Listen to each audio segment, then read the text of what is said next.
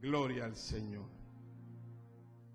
Libro de Éxodo, capítulo 25.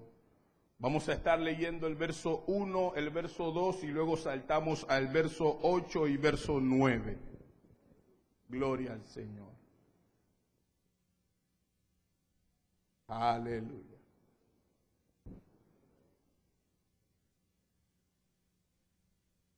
Gloria al Señor.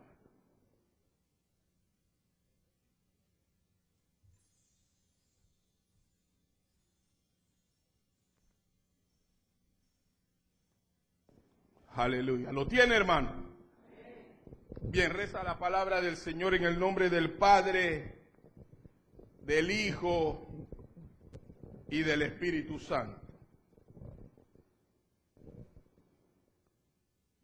Jehová habló a Moisés diciendo: di a los hijos de Israel que tomen para mí ofrenda de todo varón que la diere de su voluntad, de corazón tomaréis mi ofrenda. Verso 8. Y harán un santuario para mí, y habitaré en medio de ellos, conforme a todo lo que yo te muestre. El diseño del tabernáculo y el diseño de todos sus utensilios, así lo haréis. Padre, gracias te damos. En el nombre de Jesús, por tu amor, Señor, por tu bondad. Gracias por tu fidelidad, Señor. Gracias por esta oportunidad que tú nos das de compartir tu palabra en esta hermosa noche, Señor. Pedimos nos hables, Señor. Edifícanos, consuélanos, exhórtanos, repréndenos si es necesario. Pero no permita que salgamos de este lugar como entramos, Señor. Queremos salir renovados, bendecidos, fortalecidos en el poder de tu palabra y de tu Espíritu Santo. Ahora te pido, Señor, en el nombre de Jesús, que pongas tu palabra en mis labios como carbón encendido, Señor. De tal manera que Jesucristo, tu Hijo amado, sea exaltado. Señor, atamos todo lo que no proviene de ti, todo espíritu de distracción, lo atamos en el nombre de Jesús. Toda fuerza extraña, Señor, que quiera en alguna manera impedir que tu palabra corra y tu nombre sea exaltado, lo atamos y lo echamos fuera en el nombre de Jesús. Y a ti la gloria y la honra por siempre. Amén. Bien, puede sentarse.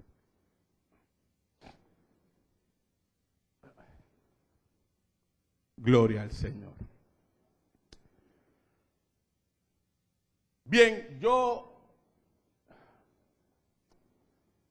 la última vez que estuvimos ministrando la palabra del Señor, recuerdo que estuvimos hablando acerca de lo que hace su presencia.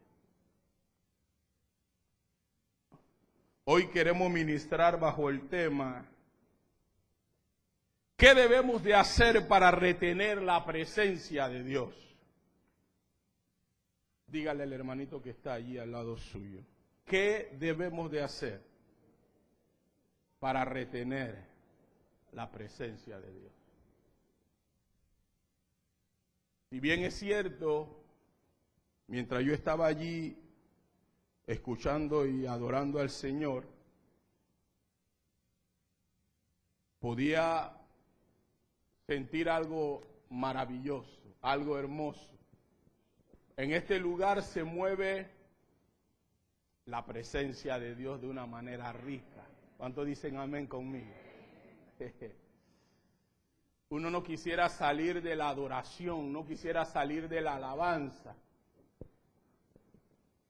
porque la presencia de Dios nos envuelve de tal manera que muchas veces quedamos quebrantados.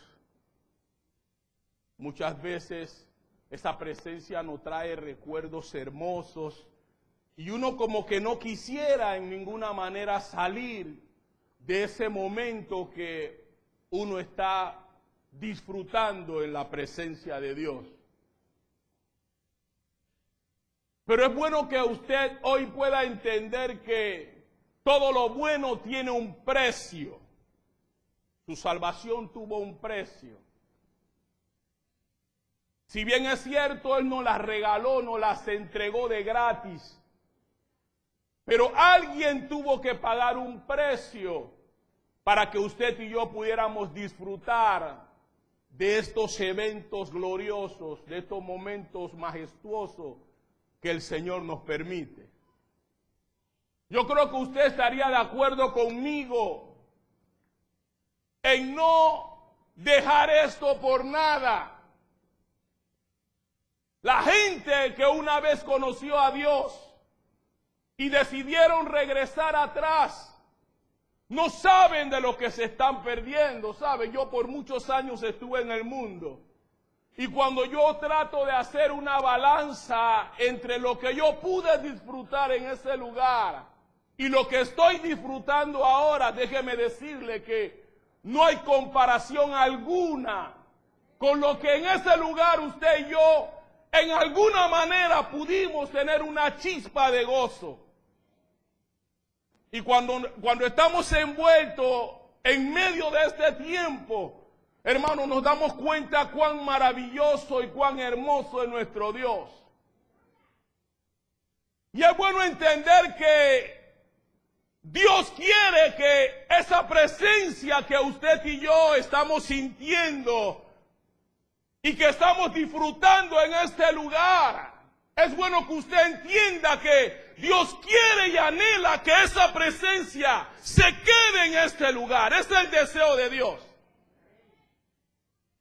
Si hay alguien que puede hacer que esta presencia deje de moverse o de fluir como lo hace, somos usted y soy yo.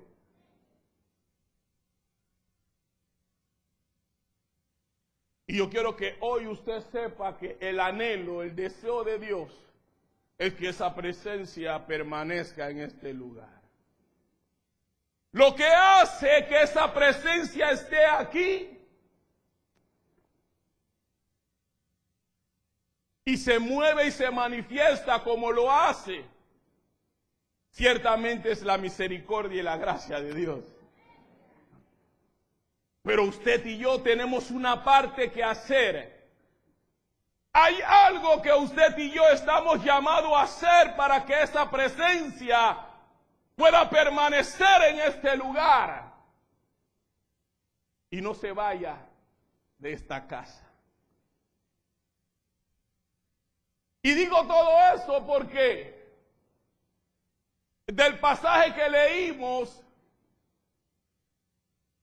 es un pasaje que nos habla del deseo que Dios tenía de habitar en medio de su pueblo. ¿Saben que Dios quiere habitar en medio de nosotros?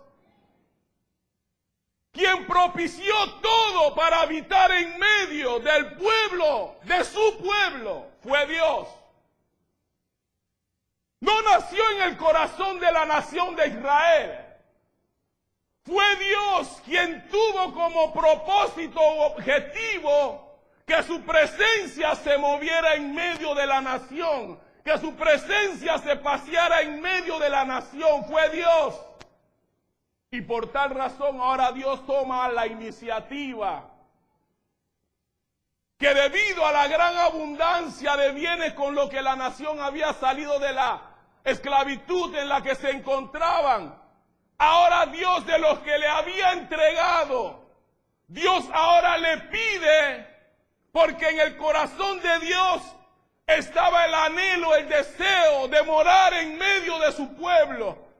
Y Dios le dice ahora a Moisés que llame al pueblo para que el pueblo ofrende, pero me llama la atención algo. La ofrenda que el pueblo tenía que dar era una ofrenda voluntaria. ¿Me está entendiendo, iglesia? Y dice la Escritura que cuando Moisés llama al pueblo para que el pueblo ofrende, como dice la Escritura, de acuerdo a lo que había en su corazón, dice la Biblia que el pueblo se volcó a ofrendar de tal manera que Moisés tuvo que suspender las ofrendas. porque eran muchas las ofrendas que el pueblo entregaba para que se le levantara casa a Dios. Ahora, cuando usted lee el verso 8 y verso 9, dice, y harán un santuario para mí.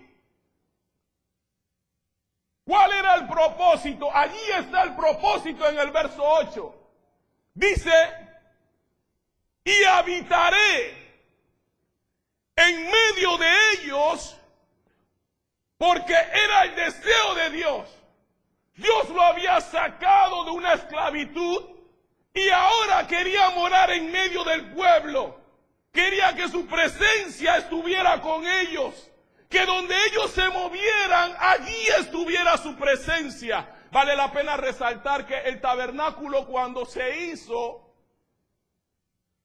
fue un tabernáculo que se hizo con la intención de que él mismo se desmontara cada vez que se movían de un lugar a otro.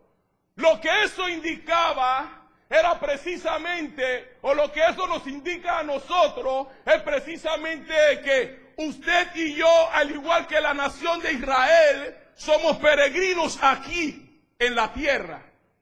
El hecho de que el tabernáculo se desmontara y se moviera de un lugar a otro, no era más que la evidencia de que la nación de Israel era un pueblo peregrino en medio del desierto.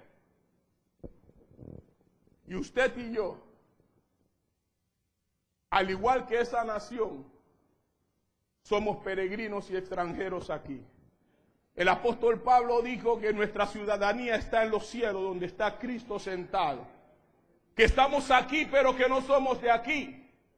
Por eso que usted ve más adelante, cuando Dios entonces le nace a David construirle templo en Jerusalén, Dios le dice a David, no, David, no quiero que tú construyas el templo, porque tus manos están manchadas de sangre. No lo harás tú, pero tu hijo lo hará. Pero dice la Escritura que David no se quedó quieto.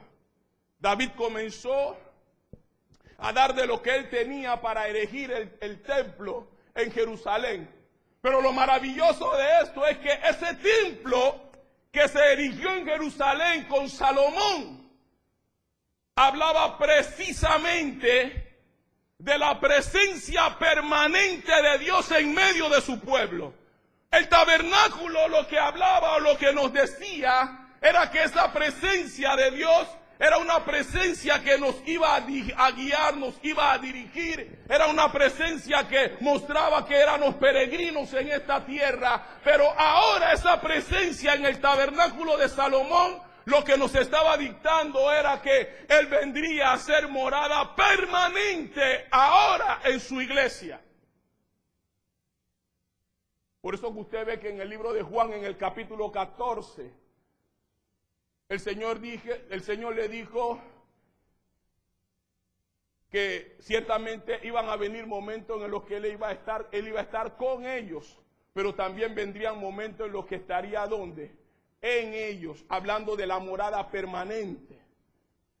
Entonces, es importante que eso usted y yo lo podamos entender en esta hermosa noche. Ahora, si bien es cierto, cuando el tabernáculo se construye, el tabernáculo estaba compuesto de 3 lugares o de 3 partes. Estaba el atrio, en el atrio estaba el altar del holocausto, pero también estaba el lavacro. Luego en el lugar santo habían 3 muebles. Estaba el candelero de oro, estaba la mesa de los panes de la propiciación y estaba el altar del incienso. Pero en el último, en el tercer espacio, era en donde moraba la presencia de Dios. Allí se encontraba el arca del pacto. Era allí donde se encontraba la misma presencia del Señor. La misma Shekinah era donde Dios descendía. Allí en el arca del pacto. Ahora, hay algo importante. Porque en el arca del pacto habían 3 utensilios o 3 artículos especiales, por así decirlo. Y es de esos 3 artículos que había en el arca del pacto que queremos hablar hoy. Porque aunque eran 3 artículos que estaban relacionados con la rebelión de la nación de Israel, también son 3 artículos que de manera simbólica nos pueden enseñar a nosotros cómo usted y yo podemos retener la presencia de Dios. Y digo que eran 3 artículos que mostraban o estaban relacionados con la rebelión, porque en ese arca se encontraba el maná. Todos sabemos que el maná vino como consecuencia de las murmuraciones de la nación de Israel cuando salieron de la esclavitud de Egipto. Dice que ellos se comenzaron a acordar cómo allá en Egipto ellos comían carnes y cómo se hartaban de panes y de cebollas y de todas estas cosas. Y producto de eso, Dios le habla ahora a Moisés y le indica de que Él le enviaría el maná para que ellos pudieran comer no solamente pan, sino también les daría carne para que ellos pudieran participar de la misma, de la que tanto se quejaban. Pero no solamente allí estaba el maná en un cofre. También estaba la vara que había reverdecido, según el capítulo 17 del libro de Números. Allí se encontraba la vara de Aarón que había reverdecido. Y esa vara también nos habla de algo que vamos a ir tocando más adelante. Pero no solamente eso, también allí estaba la tabla de la ley. Recuerden que la vara que reverdeció, todo eso vino producto de la rebelión de Coré en el capítulo 16.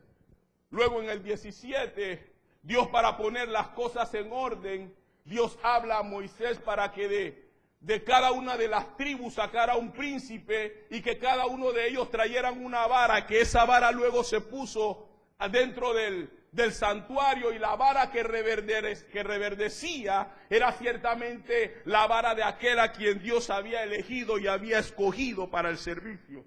Y ciertamente la que había reverdecido era la vara de Aarón. Pero el tercer utensilio que estaba allí, o el tercer mueble, como lo querramos ver, o la tercera pieza de importancia, era la tabla de la ley. Eran los mandamientos que Dios le había dado en Horeb a Moisés. Y esas tablas también habían sido producto de la rebelión. Recordemos que las primeras tablas Moisés la había quebrado cuando el pueblo en rebeldía había erigido un becerro. ¿Se acuerdan cuando Moisés que estuvo por 40 días y 40 noches con el Señor? Dice que cuando él descendió del monte, porque Dios le dio instrucciones que descendiera porque el pueblo se había desenfrenado. Dice que cuando él descendió, él vio el pueblo que había construido un becerro y que estaban adorando al becerro y decían que ese era el Dios que lo había sacado a ellos de la tierra de Egipto. Moisés se encendió en ira, dice la Escritura, y tomó las tablas, las primeras tablas que Dios le había dado, y dice que las arrojó a aquel becerro. Luego él tuvo que subir por 2 más. Pero Dios en ese momento le dijo que la primera Dios se la había dado. La segunda, él tuvo que trabajar en ella y subirla para que entonces Dios le diera nuevamente las leyes. Pero ¿a dónde quiero llegar? Quiero llegar al hecho de que aún esas tablas habían sido, hasta cierto punto, producto de la rebelión del pueblo, al haber erigido un becerro y adorarlo como que si fuese el Dios que lo había sacado a ellos de la tierra de Egipto. Ahora, suena incongruente que estos tres materiales, como usted quiera llamarle, o estos 3 objetos de importancia, suena increíble que a pesar de que estaban relacionados con la rebelión del pueblo, de allí usted y yo podamos sacar una lección espiritual para nuestras vidas.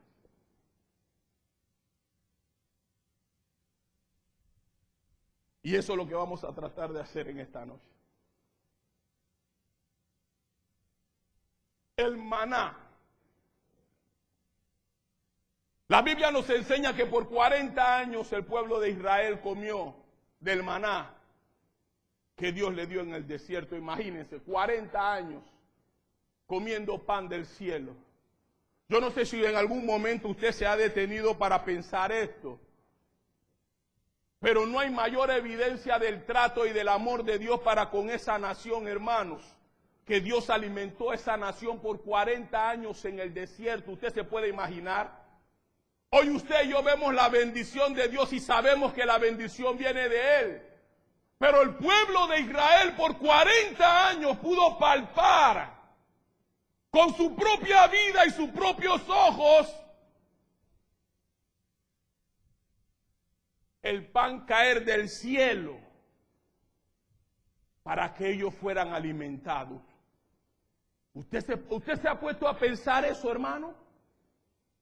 Dios mismo enviando pan del cielo. Lo único que ellos tenían que hacer era salir y recoger las porciones que ellos iban a comer cada día. Así que por 40 años Dios los alimentó.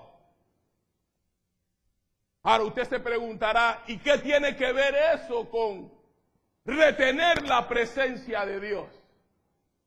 Pues yo quiero decirle que el maná habla de dependencia.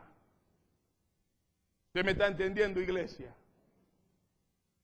Cuando usted mira el maná, usted debe de ver el maná como dependencia. La nación de Israel estuvo 40 años en el desierto.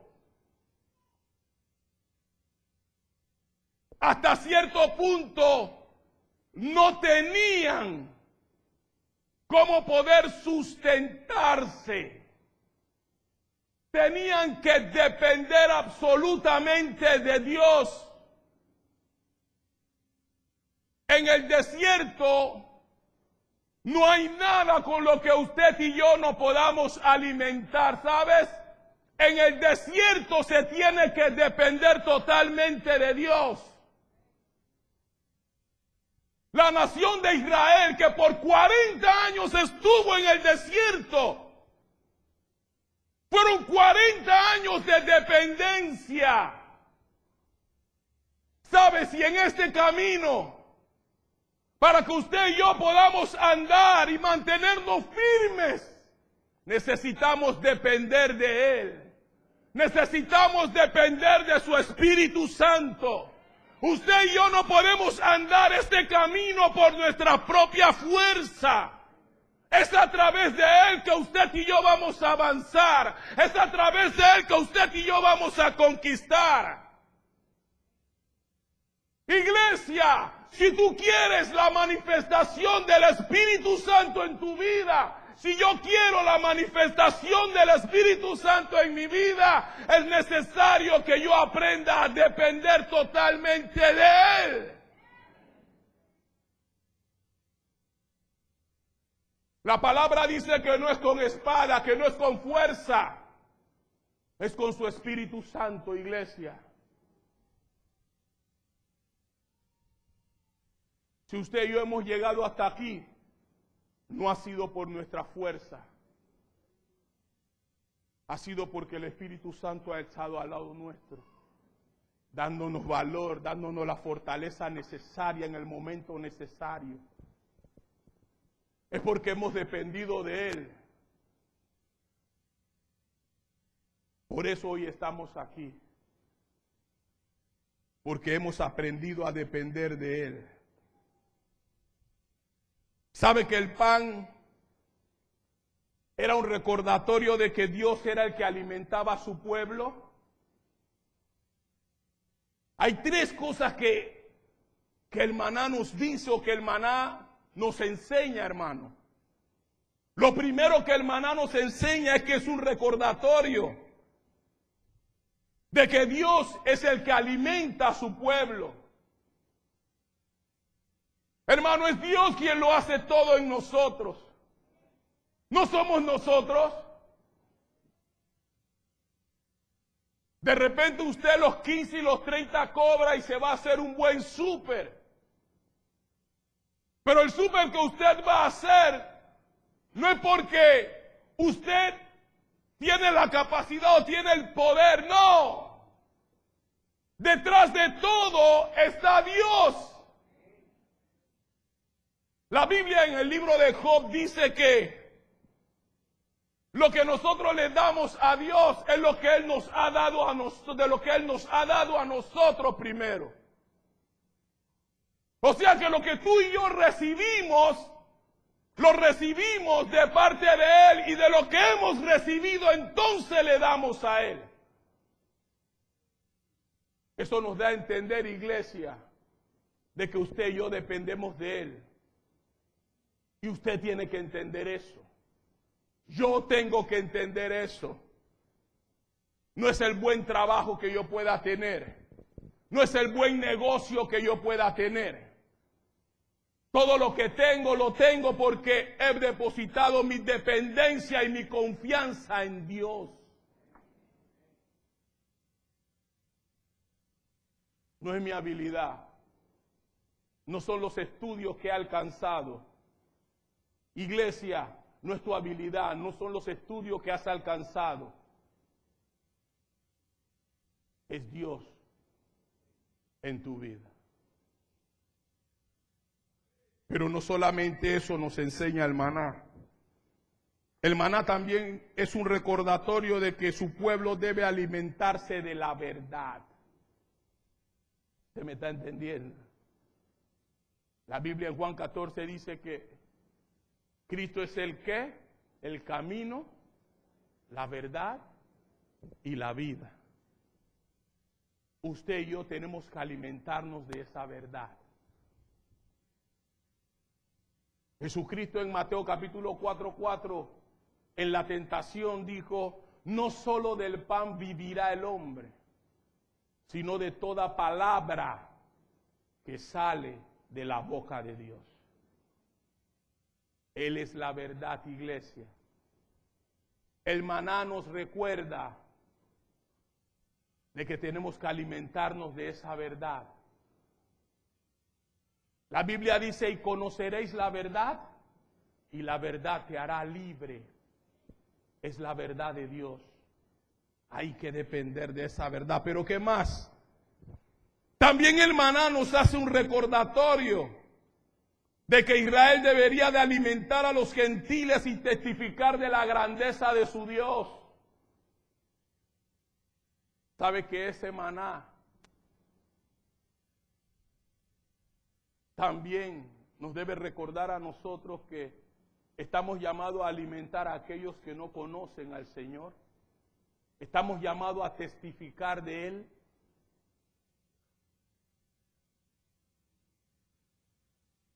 Iglesia, dependencia.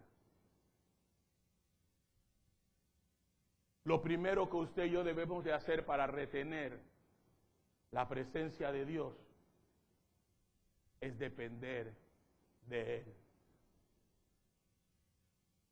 Todos los hombres que reconocieron al Señor y se movieron en medio de su presencia, siempre reconocieron que su presencia era vital en medio de ellos. Abra su Biblia, vamos ahí, dele vuelta a Éxodo capítulo 33. Mire lo que dice Éxodo capítulo 33, verso 1 en adelante. Jehová dijo a Moisés, anda, sube de aquí, tú y el pueblo que sacaste de la tierra de Egipto, a la tierra de la cual juré a Abraham, Isaac y Jacob, diciendo a tu descendencia la daré. Y yo enviaré delante de ti el ángel, y echaré fuera al cananeo y al amorreo, al heveo, al fereceo, al eteo y al jebuseo, a la tierra que fluye leche y miel.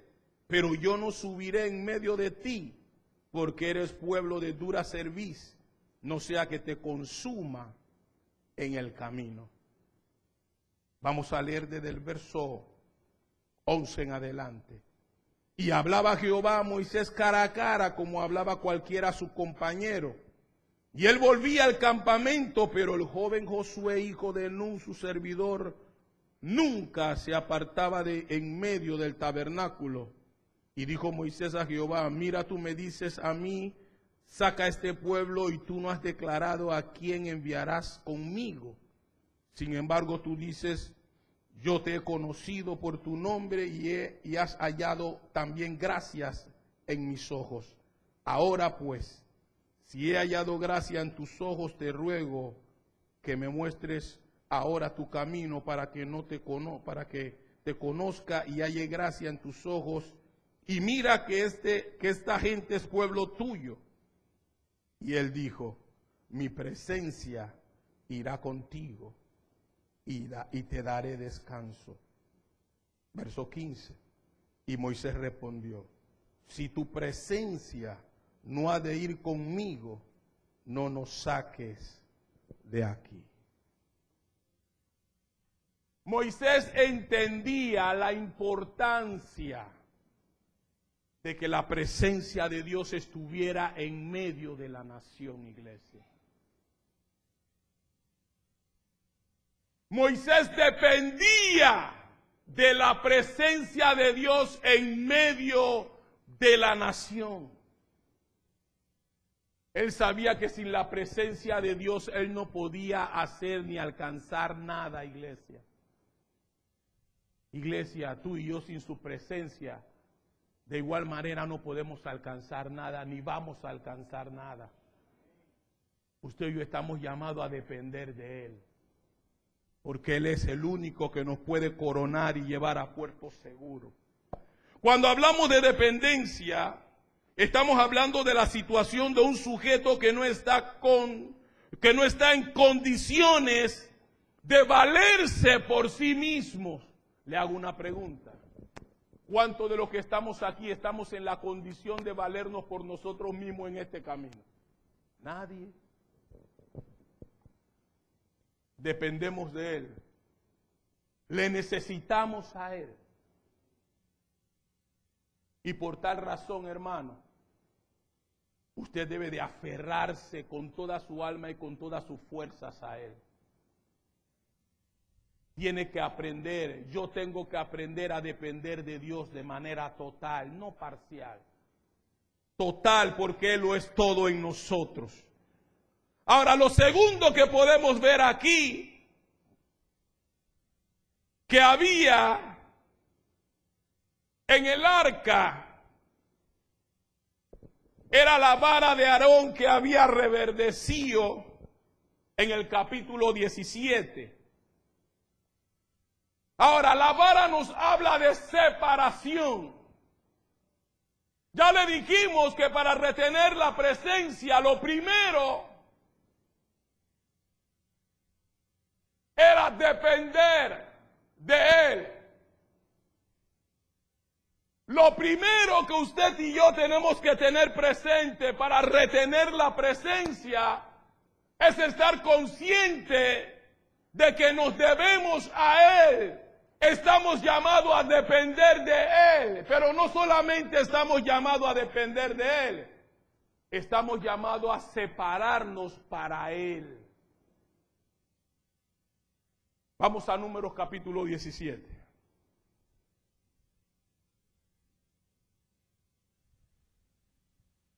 Números capítulo 17. ¿Lo tienen, iglesia? Vamos a leer. Verso 1. Luego habló Jehová a Moisés diciendo: habla a los hijos de Israel y toma de ellos una vara por cada casa de los padres, de todos los príncipes de ellos, 12 varas conforme a la casa de sus padres, y escribirás el nombre de cada uno sobre la vara, sobre su vara. Y escribirás el nombre de Aarón sobre la vara de Leví, porque cada jefe de familia de sus padres tendrá una vara. Y las pondrás en el tabernáculo de reunión delante del testimonio, donde yo me manifestaré a vosotros. Y florecerá la vara de el varón que yo escoja, y haré cesar de delante de mí las quejas de los hijos de Israel con que murmuran contra vosotros. Y Moisés habló a los hijos de Israel, y todos los príncipes de ellos le dieron varas, cada príncipe por las casas de sus padres una vara, en total 12 varas, y la vara de Aarón estaba entre las varas de ellos. Y Moisés puso las varas delante de Jehová en el tabernáculo del testimonio, y aconteció que el día siguiente vino Moisés al tabernáculo del testimonio, y he aquí que la vara de Aarón de la casa de Leví había reverdecido y echado flores y arrojado renuevos y producido almendra.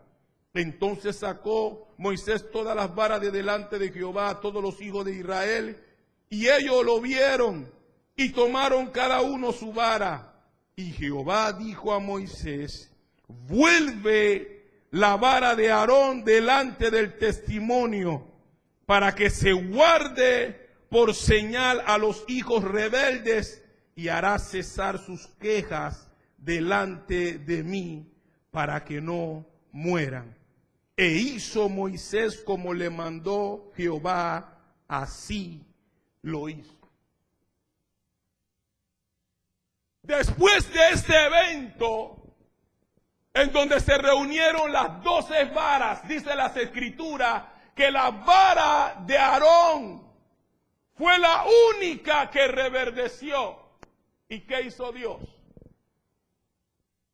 Dice la Escritura que Dios la separó de las otras y la guardó en el arca como testimonio a los rebeldes.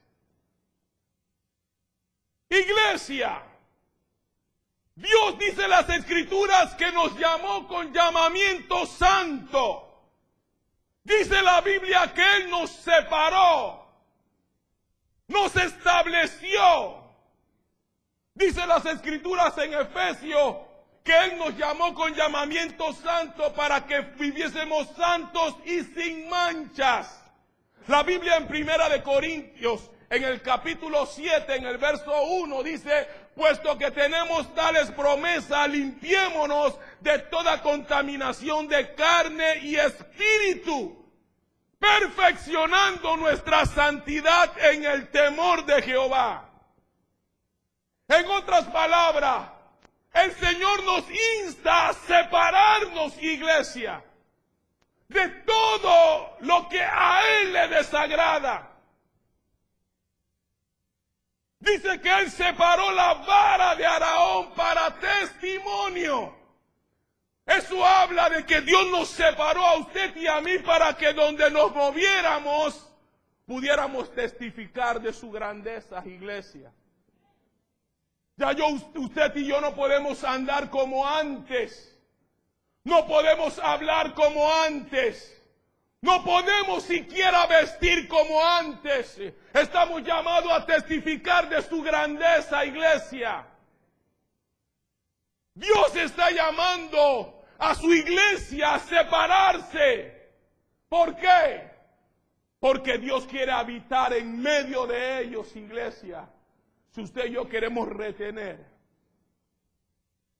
la presencia, usted y yo tenemos que vivir separados para Él. Tenemos que vivir entregados. Porque sabes, el que se separa se entrega. ¿Usted me entiende, iglesia? El que se separa se entrega. Pero no solamente se entrega, se dedica. Usted sabe que cuando Dios le dio las instrucciones en el libro de Jueces, en el capítulo 13, a la mamá de Sansón, ¿sabe que Dios lo había elegido a él como un nazareo? Un nazareo era uno que se separaba para el servicio a Dios. Y Dios a usted y a mí nos ha separado para Él, para su servicio. Y sabe que en el voto del nazariato, cuando usted va al capítulo 6 del libro de Números, usted se da cuenta que el que era nazareo no podía beber ningún tipo de bebida alcohólica. No podía tocar un cuerpo muerto, ni tampoco se podía cortar el cabello. Ahora, el hecho de que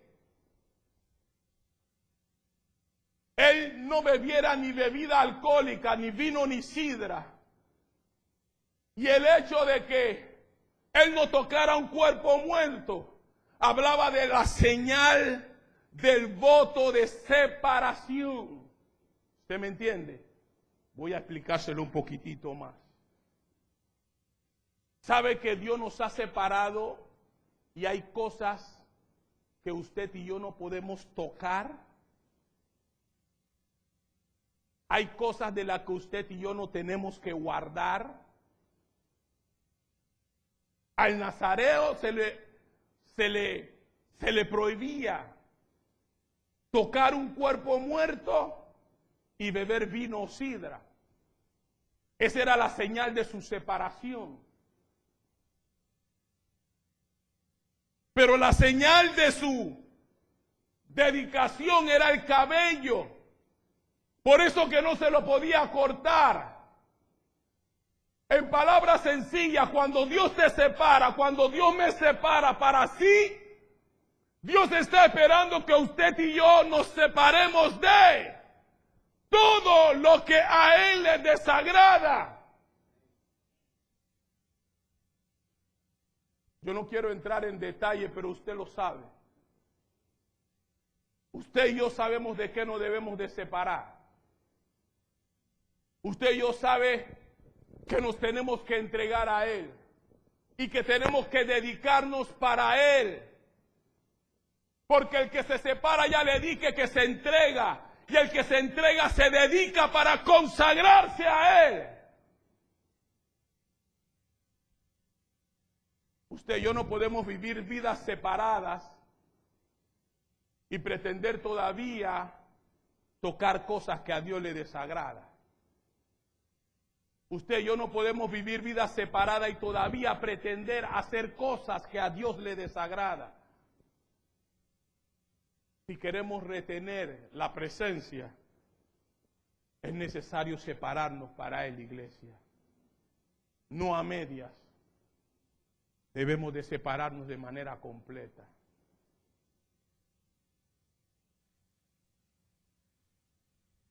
Sansón se separó.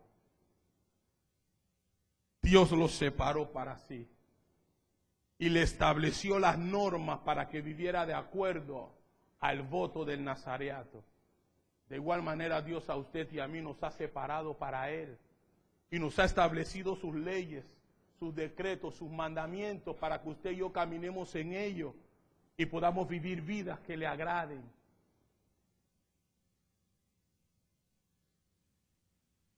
Por eso es que Él en Primera de Corintios capítulo 7, Él manda a su iglesia a través del apóstol Pablo a limpiarse.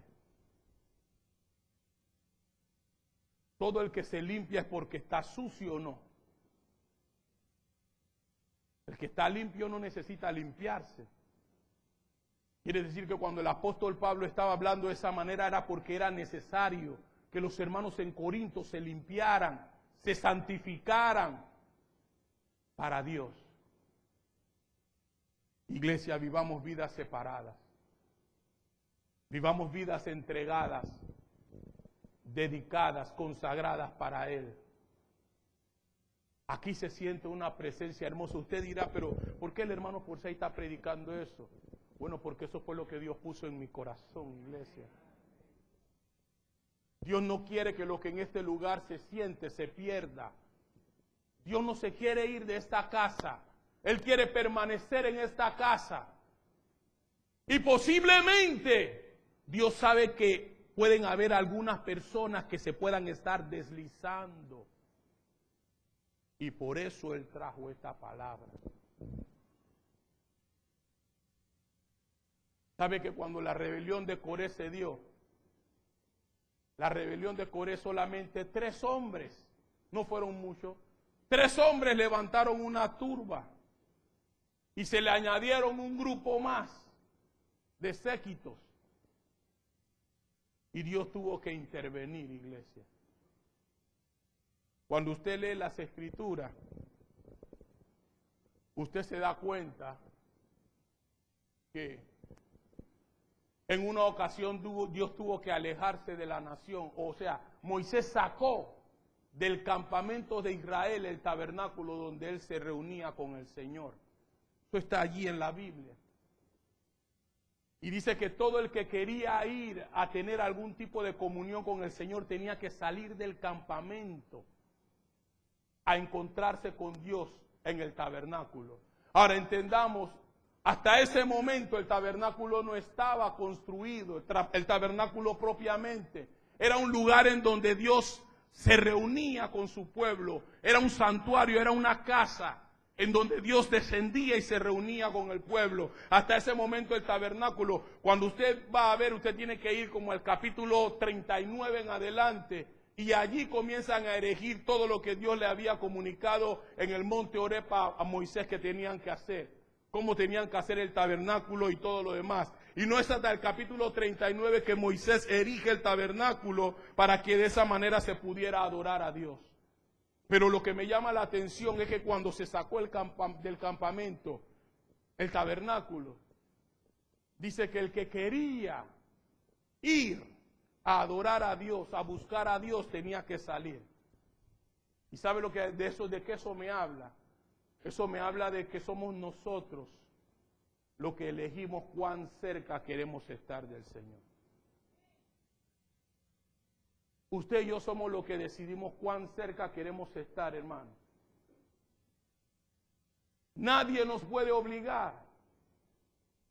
Usted viene a la iglesia cuando quiere, ¿sí o no? Lee la Biblia cuando quiere, ora cuando quiere, ayuna cuando quiere.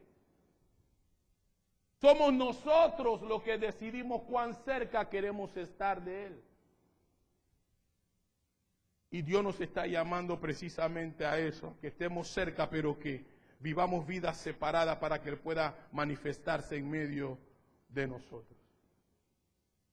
Y lo último que vemos en el arca es el libro de la ley o las tablas de la ley, como se les conoce.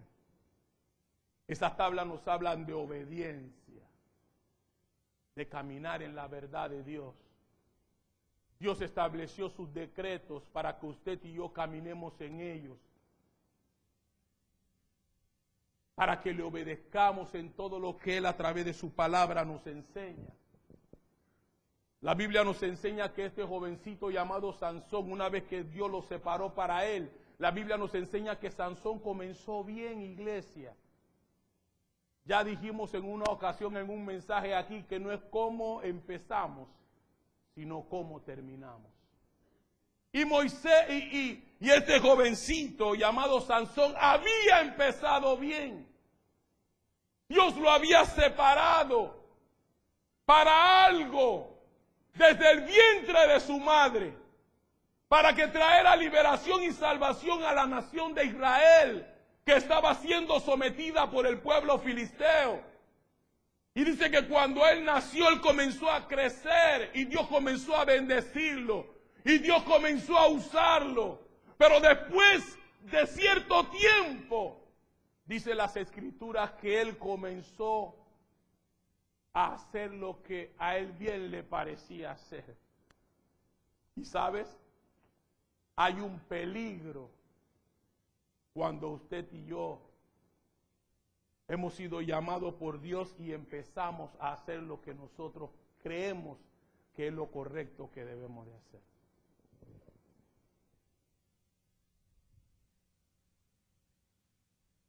Desde el capítulo 16 del libro de Jueces, la vida de Sansón comenzó a tambalearse. Sansón comenzó a actuar como quien dice en su carne. Comenzó a hacer las cosas como él creía que era conveniente hacerlas.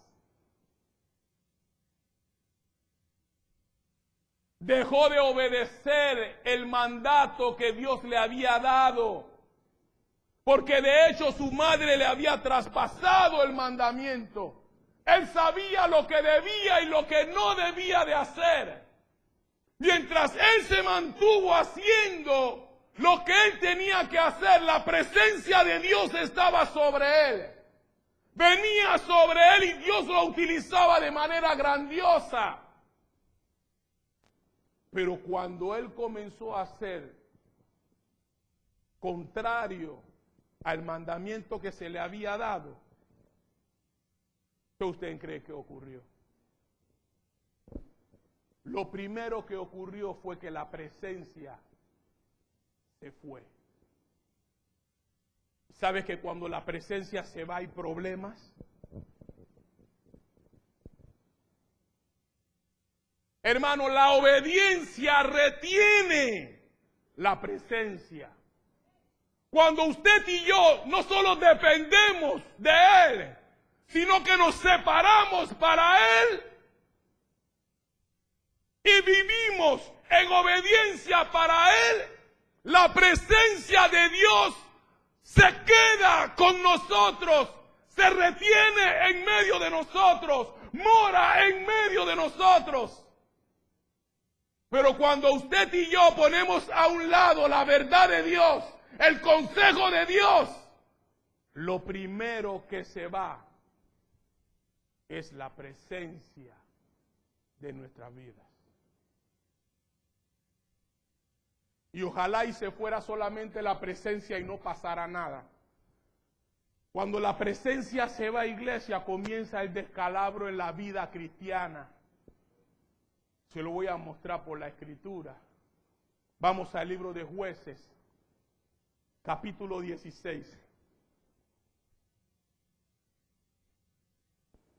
Libro de Jueces, capítulo 16. Ya terminamos, iglesia. Libro de Jueces, capítulo 16.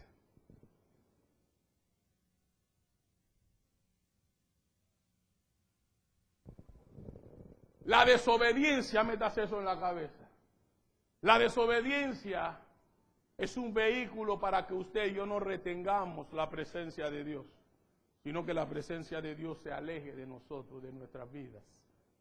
Ocurrió en la vida de Sansón cuando comenzó a desobedecer, cuando comenzó a jugar con el pecado, porque usted sabe que Sansón comenzó a jugar con el pecado. ¿Cuántos aquí juegan con el pecado? No alce la mano. Pero cuando usted y yo jugamos con el pecado, la presencia de Dios empieza a alejarse de nuestra vida, iglesia. Y lo peor de todo, ¿sabes qué? Que cuando se va, ni usted y yo nos damos cuenta que ya se fue. El enemigo sabe que se fue, pero usted y yo pensamos que todavía él está allí. Mira, aquí hace frío, ¿sí o no?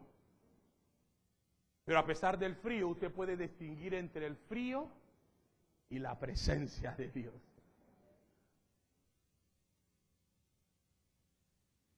Y sabes, cuando Sansón comenzó a errar, dice que la presencia se fue. Pero no solamente se fue la presencia. Vamos a leer desde el verso 9 del capítulo 16. No, vamos a ir un poquitito más atrás. Vamos a leer desde el 6.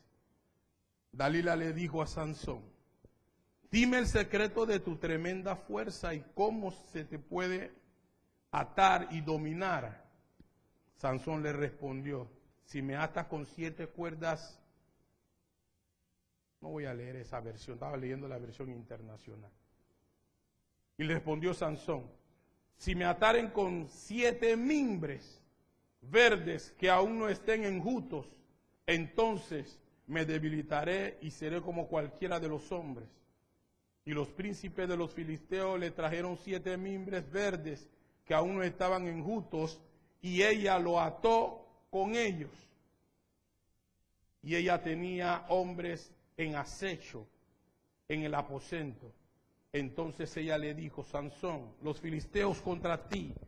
Y él rompió el mimbre los mimbres como se rompe una cuerda de estopa cuando toca el fuego, y no se supo el secreto de su fuerza. Mire, ya ahí había comenzado a jugar. Verso 10. Entonces Dalila dijo a Sansón: he aquí, tú me has engañado y me has dicho mentiras. Descúbreme pues ahora, te ruego, cómo podrá ser atado. Y él le dijo: si me ataren fuertemente con cuerdas nuevas que no se hayan usado, yo me debilitaré y seré como cualquiera de los hombres. Y Dalila tomó cuerdas nuevas y le ató con ellas y dijo: Sansón, los filisteos sobre ti. Y los espías estaban en el aposento, mas él rompió de sus brazos como un hilo. Y Dalila dijo a Sansón: hasta ahora me engañas y tratas conmigo con mentira. Descúbreme pues ahora cómo podrás ser atado. Él entonces le dijo: si tejieres 7 guejedas de mi cabeza con la tela y la aseguras con una estaca, con la estaca. Y ella la aseguró con la estaca y le dijo: Sansón, los filisteos sobre ti. Mas despertando él de su sueño, arrancó la estaca del telar con la tela. Y ella dijo: ¿cómo dice yo te amo cuando tu corazón no está conmigo? Ya me has engañado 3 veces y no me has descubierto aún en qué consiste tu gran fuerza. Y aconteció que presionándole ella cada día con sus palabras, importunándole, su alma fue reducida a mortal angustia. Le descubrió pues todo su corazón y le dijo: nunca a mi cabeza llegó navaja, porque soy nazareo de Dios desde el vientre de mi madre. Si fuere rapado, mi fuerza se apartará de mí y me debilitaré y seré como todos los hombres. Viendo Dalila que él le había descubierto todo su corazón, envió a llamar a los príncipes de los filisteos diciendo: venid esta vez, porque él me ha descubierto todo su corazón. Y los príncipes de los filisteos vinieron a ella, trayendo en su mano el dinero, y ella hizo que él se durmiese sobre sus rodillas, y llamó a un hombre que le rapó las 7 quejedas de su cabeza, y ella comenzó a afligirlo, pues su fuerza se apartó de él. Y le dijo: Sansón, los filisteos sobre ti. Y luego que despertó él de su sueño, se dijo: esta vez saldré como las otras y me escaparé. Pero él no sabía que Jehová ya se había apartado de él. ¿Está viendo, iglesia? Comenzó a alejarse de la verdad. Comenzó a jugar con el pecado hasta que su alma, dice las Escrituras, fue reducida a mortal angustia. Ahora, no solamente perdió Sansón la presencia del Señor y ni cuenta se dio. Vamos a ver todas las cosas que él perdió. En el verso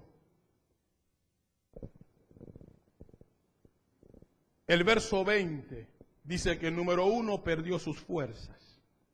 El verso 21 en la parte A dice que perdió la luz. Yo quiero que usted vaya viendo todo lo que perdió, iglesia.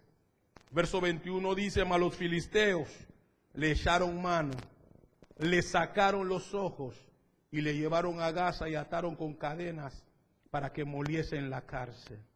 Mire, iglesia. La Biblia dice en el libro de Mateo que los ojos son la lámpara del cuerpo y que si tu ojo es bueno, todo tu cuerpo es bueno. ¿Sí o no? Perdió la luz que había en él, iglesia. ¿Pero por qué la perdió? Ciertamente porque el Espíritu ya no moraba en él. ¿Qué más? El verso 22 en la parte B, el 21 en la parte B, dice que le ataron con cadenas para que moliese en la cárcel. Perdió su libertad. Cuando el Espíritu Santo se va, no solamente se pierden las fuerzas, no solamente se pierde la luz que hay en nosotros, el brillo se va. porque se fue el que daba brillo en la vida nuestra, también se pierde la libertad. Dice que lo ataron, iglesia. ¿Está viendo lo importante que es retener la presencia? Pero no solamente lo ataron, no solamente perdió la libertad. En el verso 25, mire lo que dice. Y aconteció que cuando sintieron alegría en su corazón, dijeron: llamad a Sansón para que nos divierta. Y llamaron a Sansón de la cárcel, y sirvió de juguete delante de ellos, y lo pusieron entre las columnas. ¿Qué más perdió Sansón? Perdió su testimonio. Mire todo lo que hace la presencia de nosotros, la presencia de Dios en nosotros, iglesia. Trae luz, trae libertad, nos da las fuerzas para avanzar en este camino. Y también, hermano, nos permite dar testimonio de la grandeza de Dios delante de aquellos que no le conocen. Pero cuando esa presencia se va, lo que llegó con ella también se va, iglesia. Perdió el testimonio. Dice que lo tomaron de burla. Fue objeto de menosprecio. Sirvió de juguete a los filisteos. ¿Pero qué más perdió? Dice que perdió la vida en el verso 30. Leemos y terminamos. Mire lo que dice. Y dijo Sansón: muera yo con los filisteos. Entonces se inclinó con todas sus fuerzas y cayó la casa sobre los principales y sobre todo el pueblo que estaba en ella. Y los que mató al morir fueron mucho más que los que había matado durante su vida. Iglesia,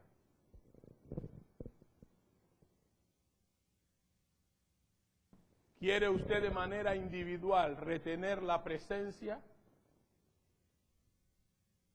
Número 1, tenemos que depender enteramente de Él.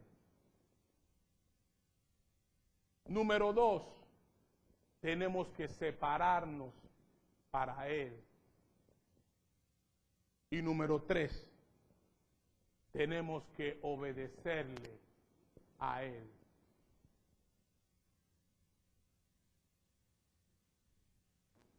Esa es la única manera que usted y yo podemos retener esa presencia. Y cuando hablamos de separarnos, estoy hablando, hermano, de entregarnos, estoy hablando de dedicarnos, estoy hablando de consagrarnos para Él. Y eso involucra todos los ejercicios espirituales que hacemos, iglesia. Ayuno, oración, leer la palabra, adorarle. Todo lo que tiene que ver con nuestro culto a Él. Por eso el apóstol Pablo decía en el libro de los Hebreos que no podemos dejar de congregarnos como algunos tienen por costumbre. Y mucho más cuando veamos que el fin se acerca. Hermanos, ¿cuántos saben que los días del Señor están a punto de venir sobre la faz de la tierra, hermano? Lo que antes veíamos, hermano, en este tiempo, lo que no veíamos antes, en este tiempo se está viendo, hermano, como usted no tiene idea. Yo ayer que andaba por Panamá, conversaba con una persona y estaba viendo las noticias en TVN y veía como en TVN el canal estaba censurando un lugar como un prostíbulo que habían abierto, querían abrir, creo que por allá por Chiriquí, no sé, por una de las provincias de aquí, de nuestro país.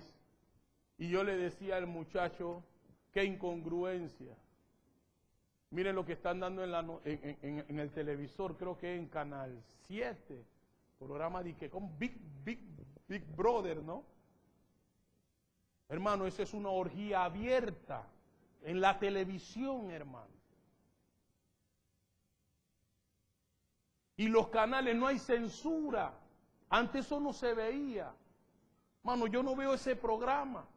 Y el muchacho no conoce al Señor y me decía que en el programa, en medio del programa, habían sacado a una muchacha desnuda cambiándose. Y le pregunté yo, ¿y no le pusieron lo que le ponen ahí para...? Decía, no, así la sacaron. Hermano, estamos viendo cosas que antes no se veían. Hermano, eso es un indicativo de que el Señor en cualquier momento viene por su iglesia. Y usted y yo, si queremos estar en su presencia, tenemos que aprender a depender de Él, porque Él es el único que nos puede ayudar. Tenemos que separarnos para Él y tenemos que vivir en obediencia para Él. Donde dejemos de vivir en obediencia, la presencia del Señor se apartará de nosotros. Y todo lo que una vez usted y yo alcanzamos cuando esa presencia llegó, así como llegó, así también se nos va a ir, iglesia. Y corremos el peligro de que nuestras vidas terminen como terminó la vida de este hombre llamado Sansón. Iglesia, en esta noche, yo no sé cómo Dios te ha podido hablar. Aquí se siente una presencia hermosa. Y créelo, yo me preguntaba, Señor, ¿y por qué esta palabra? Bueno, Dios sabe. Él nos conoce mejor que nadie. Pero si de algo yo puedo estar seguro, es que a través de esta palabra lo que Dios te está evidenciando es que Él no se quiere ir de esta casa. Él quiere permanecer en esta casa. Y para permanecer, Él hoy te dice a ti, me dice a mí, ¿sabes, hijo? Es necesario que tú tengas total dependencia de mí. Es necesario que tú te separes para mí. Es necesario que tú vivas vida de obediencia para mí. En esta noche yo quiero que tú inclines tu rostro por un momento y tú medites en estas palabras.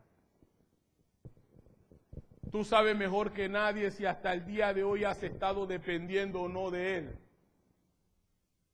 Yo no lo sé, pero yo vengo a decirte que Dios lo sabe. Dios sabe si estamos hemos depositado nuestra confianza en el empleo, en nuestros jefes, en un amigo, en un vecino. Dios sabe. Y hoy Dios te ha venido a decir que Él quiere que tú pongas todo eso o todo aquello que en alguna manera tú has inclinado tu corazón para depender. Él vino a decirte hoy que Él quiere que tú dependas de Él porque Él lo es todo. Y Él es el que puede hacer todo en nuestras vidas. Pero no solamente eso. Dios hoy nos está llamando a vivir vidas separadas, vidas entregadas, vidas dedicadas, vidas consagradas para Él. Porque si vivimos esa calidad de vida, entonces Él asegurará su presencia en medio de nosotros. Y nada nos podrá tocar, nada nos podrá dañar, nada podrá minar nuestras vidas. Pero también Él está demandando de que usted y yo vivamos vidas de obediencia para Él.